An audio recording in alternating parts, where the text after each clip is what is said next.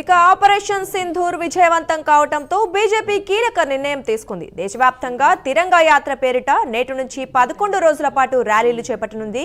ఈ యాత్ర ఈ నెల 23 వరకు కొనసాగనుంది. ప్రధాని మోదీ నాయకత్వ పటిమ, సాయుధ దళాల పరాక్రమాన్ని ప్రజలకు వివరించేలా ఇది కొనసాగుతుంది.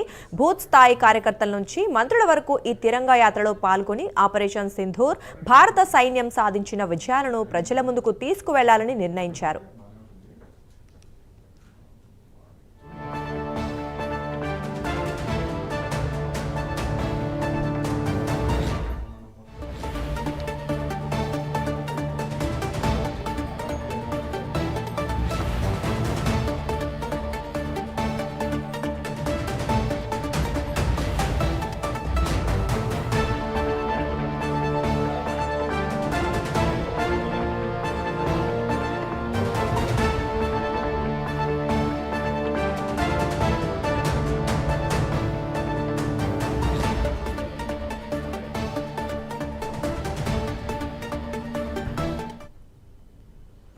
ఇక ఆపరేషన్ సింధూర్ విజయవంతం కావడంతో తిరంగా యాత్రను దేశవ్యాప్తంగా చేపట్టాలని ప్రభుత్వం నిర్ణయించింది. ఇక ఈ విషయం గురించి మరింత సమాచారం మా కరెస్పాండెంట్ కుమార్ లైవ్ లో అందిస్తారు. కుమార్, చెప్పండి, తిరంగా యాత్ర చేపట్టాలని అయితే ప్రభుత్వం నిర్ణయించింది. మరి ఇది ఇప్పుడు ఎప్పుడు మొదలవుతోంది, అసలు దీని విశేషాలేంటి? Thank you Durga.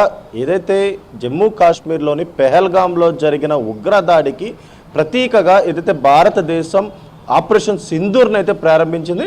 Operation Sindoor విజయవంతం కావడం, అలాగే పాక్కు ఏదైతే ఒక దీనికి సంబంధించి ముఖ్యంగా అక్కడ ఉన్న ఉగ్రవాద సంస్థలపై అలాగే ఉగ్రవాదులపై ఆపరేషన్ సింధూర్ ప్రభావితం అయితే చూపించిందనే చెప్పొచ్చు. ముఖ్యంగా ఆపరేషన్ సింధూర్ విజయవంతం కావడంతో కూడా ఇప్పుడు జాతీయంగా అంటే భారతదేశం దేశవ్యాప్తంగా కూడా ఇటు బీజేపీ నాయకులు తిరంగ యాత్రను అయితే ప్రారంభించనున్నారు.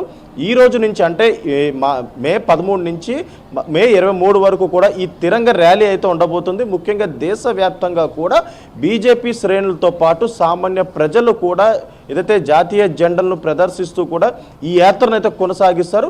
ముఖ్యంగా నరేంద్ర మోడీ తీసుకున్న కీలకమైన నిర్ణయాలతోని ఆపరేషన్ సింధూర్ అయితే సక్సెస్ అయింది. ముఖ్యంగా పాకిస్తాన్లోని ఏదైతే ఉగ్రవాదులతో పాటు ఉగ్రవాద స్థావరాలపై దాడులు అయితే చేసింది. సుమారు 100 మంది కీలకమైన ఏదైతే ఉగ్రవాదులను కూడా పూర్తిగా నేలమట్టం అయితే చేసింది. ఈ నేపథ్యంలోనే మోడీ నాయకత్వంలోని ఈ ఆపరేషన్ సక్సెస్ అయిందంటూ కూడా ఇటు బీజేపీ వర్గాలు అయితే తెలియజేస్తున్న పరిస్థితి అవుతుంది. ఈ నేపథ్యంలోనే గత ఆదివారం నుంచి కూడా ఇటు కేంద్ర స్థాయిలోని బీజేపీ నాయకులు విస్తృతంగా సమావేశాలు అయితే నిర్వహించారు. ఈ తిరంగ యాత్రకు సంబంధించి కూడా పూర్తిగా చర్చించడం జరిగింది.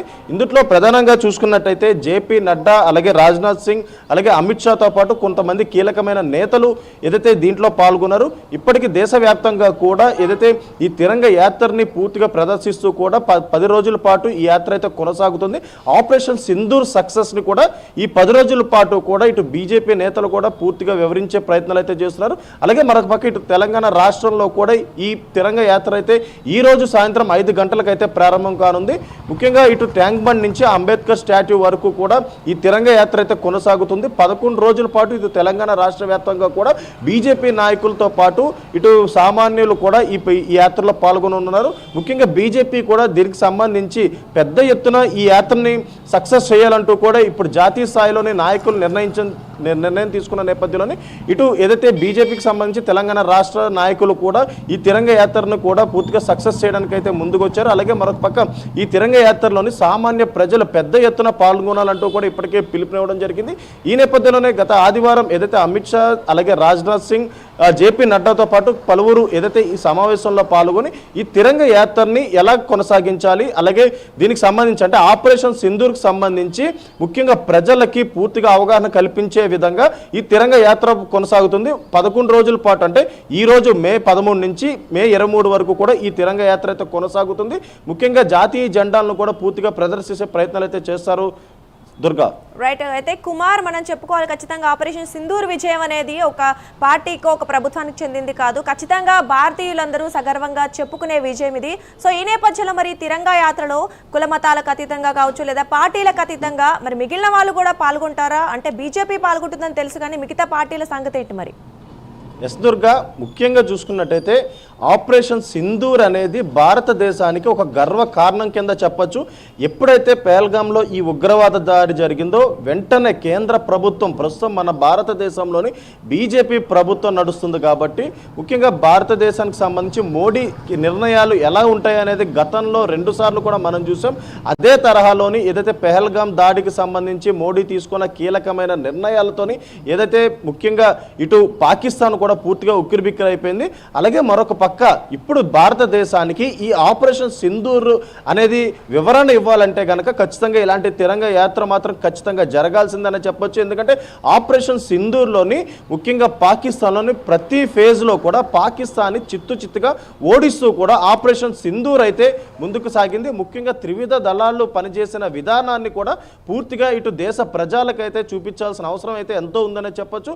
ఈ నేపథ్యంలో ఇప్పుడు ఏదైతే బీజేపీ ప్రభుత్వం కేంద్ర స్థాయిలో ఉంది కాబట్టి బీజేపీ ప్రభుత్వం ముందుగా ఈ తిరంగ యాత్రను అయితే ముఖ్యంగా ప్రారంభించనున్నారు. ఈ రోజు అంటే మే 13 కాబట్టి ఈ రోజు సాయంత్రం కల్లా ఏదైతే ఈ తిరంగ యాత్ర అయితే ప్రారంభమవుతుంది.